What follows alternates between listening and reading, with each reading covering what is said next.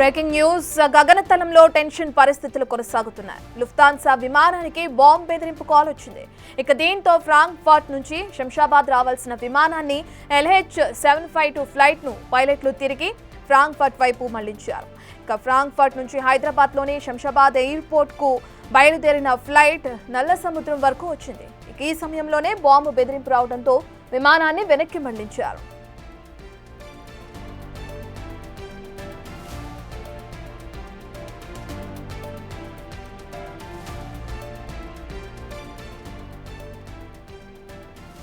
Right, ఇక మనం చూసాం అహ్మదాబాద్ లో ఏదైతే ఎయిర్ ఇండియా క్రాష్ జరిగిందో దాని తర్వాత మళ్ళీ ఇప్పుడు అదే విధంగా ఒక బాంబ్ బెదిరింపు కాల్ వచ్చింది లుఫ్తానా విమానానికి సంబంధించి.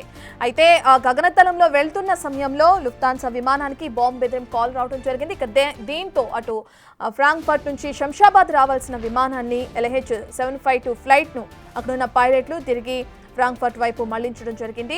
అయితే ఈ బెదిరింపు కాల్ ఎక్కడి నుంచి వచ్చింది, ఎవరు చేశారు, నిజంగానే ఫ్లైట్లో బాంబ్ అనేది ఉందా లేదా అనే డీటెయిల్స్ అయితే మనకి తెలియాల్సింది. ఇప్పటికే దీనికి సంబంధించి శంషాబాద్ రావాల్సిన లుఫ్తాన్సా విమానాన్ని కూడా తిరిగి వాళ్ళు వెనక్కి తీసుకువెళ్ళిపోయిన క్రమంలో మరి ప్రయాణికులందరూ సేఫ్గా ఉన్నారా లేదా, బాంబ్ బెదిరింపు కాల్ ఎక్కడి నుంచి వచ్చిందని చెప్పి కూడా ఇప్పటికే విచారణ కొనసాగుతున్న నేపథ్యాన్ని కూడా మనం చూస్తున్నాం. వరుస ఘటనలు ఆ గగనతలంలో చోటు చేసుకుంటున్నాయా అంటే అవుననే సమాధానం వినిపిస్తుంది. ఎందుకంటే అహ్మదాబాద్ ఎయిర్ ఇండియా క్రాష్ జరిగిన కొన్ని రోజుల తర్వాత ఇప్పుడు లుఫ్తాన్సాకి సంబంధించి ఈ విధంగా విమానంలో బాంబ్ బెదిరింపు కాల్ రావడం కూడా ఇప్పుడంతా ఆశ్చర్యానికి గురి చేస్తుంది. ఒక్కసారిగా భయాందోళన కూడా కలిగిస్తున్న క్రమాన్ని కూడా మనం చూస్తున్నాం. ఎందుకంటే గగనతలంలో ఏం జరుగుతుంది, చాలా మంది విమాన సర్వీసులో వినియోగించే వాళ్ళు ఎవరైతే ప్రయాణికులు ఉంటారో వాళ్ళు విమానానికి సంబంధించి సేఫేనా కాదా అనే ఒక సందిగ్ధతలో ఉన్న క్రమంలో ఇప్పుడు బాంబ్ బెదిరింపు రావడం కూడా ఒక పక్కన సెక్యూరిటీ పరంగా కూడా అనుమానం కలిగిస్తున్న నేపథ్యాన్ని కూడా మనం చూస్తున్నాం. అయితే దీనికి సంబంధించి విచారణ అయితే కొనసాగుతుంది. పూర్తి డీటెయిల్స్ తెలియాల్సింది.